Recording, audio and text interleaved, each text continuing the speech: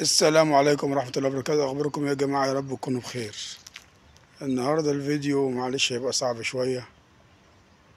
أمي ماتت وأبويا مات، ماليش حد، ماليش حبيب، ماليش حد استند عليه، ماليش حد اشتكي له همي، ماليش حد يقول لي مالك، ماليش حد فضفض معاه، ماليش حد يقف جنبي، ماليش حد يحبني، ماليش حد يخاف عليا، مفيش حد يسأل عليا، ماليش حد. كل واحد أمه توفت وأبوه توفاه الله. ادعوا لهم يا جماعة بالرحمة، وادعوا لأهلنا وأهلكم، ادعوا لكل أموات المسلمين وأمواتنا يا رب العالمين. ادعوا كل الأموات الله يرحمهم. اليتيم يتيم أم وأب، اليتيم يتيم أم وأب. بعد الأب ما بيموت الواحد بيتكسر، حرفيا رجله بتتكسر، حرفيا بمعنى الكلمة رجله بتتكسر. بعد أم ما بتموت كل حاجة فيه بتتكسر، بعد الأم ما بتموت كل حاجة فيه بتتكسر. فيا جماعة كل واحد عنده أم متوفية يتصدق عليها ويدعي لها، يا رب يرحمك يا أمي ويرحم أموات الناس كلها يا رب العالمين، يا رب اغفر لهم وارحمهم. كل واحد أم متوفية يعمل لها صدقة ويدعي لها، يعمل لها صدقة، يسأل فيها ويقرأ لها الفاتحة.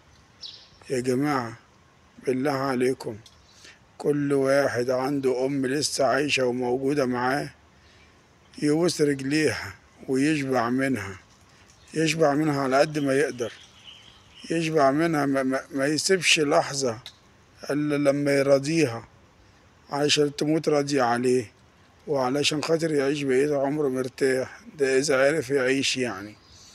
كل الناس بتقول الأم ماتت والدنيا بتمشي عادي عشان عيالك وعشان شغلك وعشان دنيتك، إنما القلب مات، القلب راح.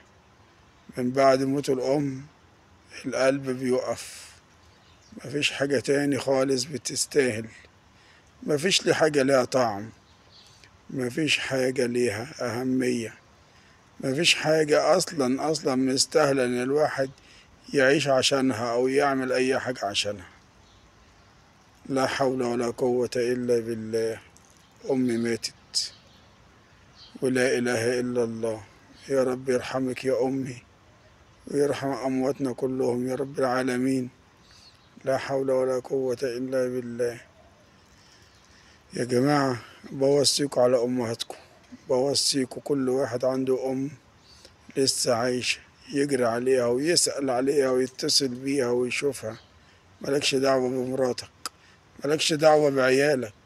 ما تقولش أنا مش فاضي، ما تقولش هاخد العيال واروح. روح أنت جري، روح شوف أمك، روح شوف أبوك، روح اطمن عليهم.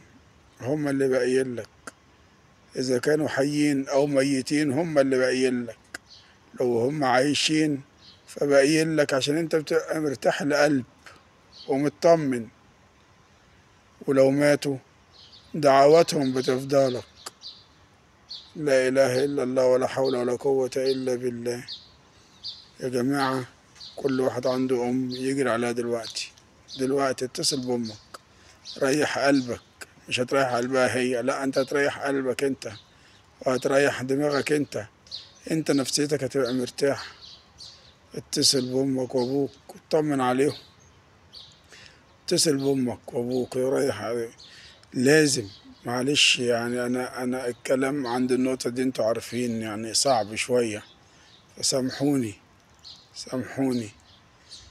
يا جماعة الأم والأب مفيش بعدهم ولا قبلهم أي حد غير الله ورسوله صلى الله عليه وسلم. وقضى ربك ألا تعبدوا إلا إياه وبالوالدين إحسانا، وبالوالدين إحسانا، وبالوالدين إحسانا.